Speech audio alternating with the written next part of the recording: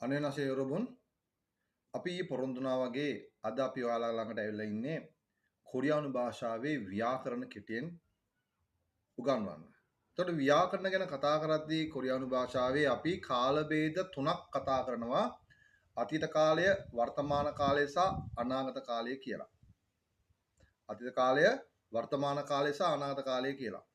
එතකොට මේ කාල ભેද තුනට සාපේක්ෂව අපි අනිවාර්යෙන් දැනගත යුතු දෙයක් තියෙනවා. ඒ තමයි අදහස් ප්‍රකාශ කරන ආකාර හතරකුත් අපිට කොරියන් භාෂාවේ ඉගෙන ගන්න සිද්ධ වෙනවා. අදහස් ප්‍රකාශ කරන ආකාර හතරක්. මෙම කාල ભેද තුනට සාපේක්ෂව අදහස් ප්‍රකාශ කරන ආකාර හතරක් තියෙනවා. ඒ කියන්නේ සාමාන්‍ය ප්‍රකාශන, ප්‍රශ්න කිරීම, අණ කිරීම සහ යෝජනා කිරීම කියන අදහස් ප්‍රකාශ කරන ආකාර හතර. ඒතර ඔන්න අපි දන්නවා දැන් කාල ભેද තුනක් තියෙනවා. අතීත, වර්තමාන සහ අනාගත කියලා. ඒ වගේම අපිට කාල ભેද තුනක් තියෙනවා. සාමාන්‍ය ප්‍රකාශන, ප්‍රශ්න කිරීම, අණ කිරීම සහ යෝජනා කිරීම කියලා.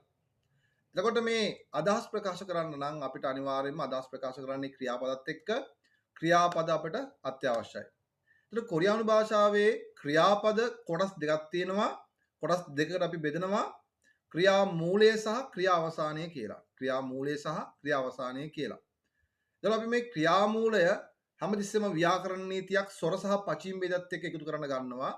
ක්‍රියා අවසානයේ හැමතිස්සෙම එක්ක තා එක්ක දා වලින් තමයි අවසන් වෙන්නේ. අපි ආව ඉවත් කරනවා.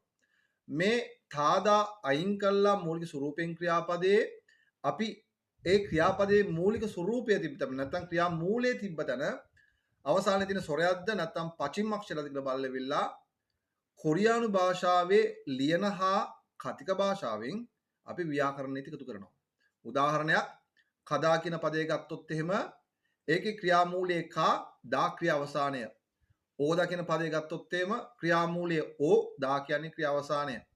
මෂි දකින පදේ ගත්තොත් එහෙම මෂි කියන්නේ ක්‍රියා මූලය, දා කියන්නේ අවසානය. මොක්තා කියන පදේ ගත්තොත් මොක් කියන්නේ ක්‍රියා මූලය, දා කියන්නේ අවසානය. අපි ඔය දා ක්‍රියා අවසානය අයින් කළා. එතනට අපි අතීත, වර්තමාන සහ අනාගත යන කාල ભેද තුනෙන් සාමාන්‍ය ප්‍රකාශන නීතිය, ප්‍රශ්න කිරීම නීතිය, අණ කිරීම නීතිය සහ යෝජනා කිරීම නීතියෙන් අපි විවිධ ව්‍යාකරණ එකතු කරන්නට යනවා. ඉදිරි පාඩම්වලදී ඔයගලන්ට මේ විනාඩි 3 සෙග්මන්ට් එකෙන් ඔයාලට හැම ව්‍යාකරණ නීතියක් ගැනම කොහොමද මේ ව්‍යාකරණ නීති සම්බන්ධ වෙන්නේ කියලා කෙටියෙන් සරලව අපි කියලා දෙන්න බලාපොරොත්තු වෙනවා. ඉතින් අපේ channel එක තම subscribe කරලා නැත්නම් subscribe කරන්න, share කරලා නැත්නම් share කරන්න, ඒ වගේම like කරන්නත් අමතක කරන්න එපා. එහෙනම් අපි හෙට හමු වෙමු. අදට අපේ සෙග්මන්ට් එක අවසන් කරනවා. එහෙනම් සියලු දෙනාටම දෙවියන්ට ගිහින් එන්නම්. අනියෝන්